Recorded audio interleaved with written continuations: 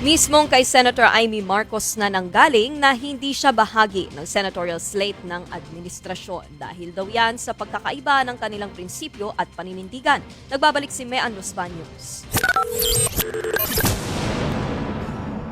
Tuluyan ang kumala sa alyansa para sa Bagong Pilipinas ang kapatid ng Pangulo na si Senator Amy Marcos. Sa isang pahayag, sinabi ng senadora na hindi na niya magagawang mangampanya at tumuntong sa iisang entablado kasama ang iba pang kasapi ng alyansa. Tulad daw ng sinabi niya noon, mananatili siyang independent candidate. May mga hakbang daw kasi na ginawa ang kasalukuyang administrasyon na salungat sa kanyang painindigan at prinsipyo. Sasabihin niya raw ito sa mga susunod na araw.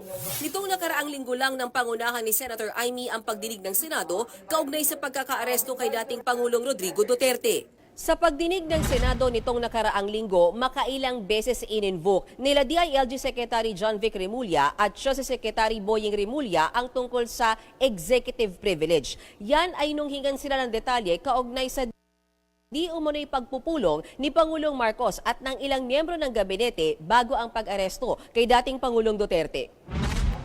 Ang executive privilege ay kapangyarihan ng Pangulo at ng Ehekutibo na hindi sa publiko ang anumang confidential na impormasyon. Pero hinala ni Senator Amy, may tinatago anyang mahalagang katotohanan. Mas lalo lang daw lumakas ang hinala niyang nalabag ang saligang batas at nabawasan ang ating soberanya sa pagkakaaresto sa dating Pangulo.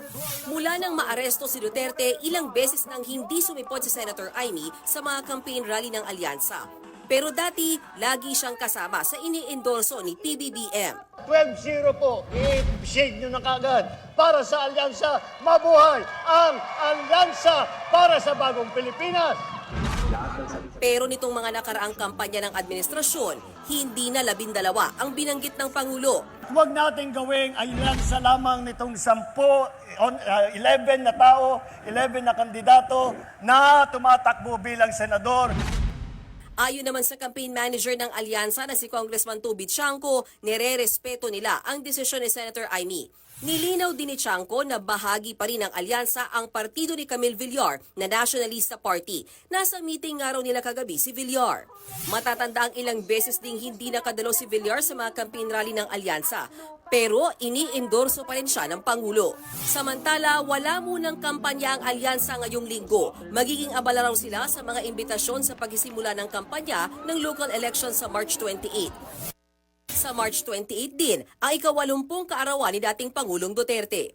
Nagbabalita mula sa Frontline, Mean Los Baños, News 5.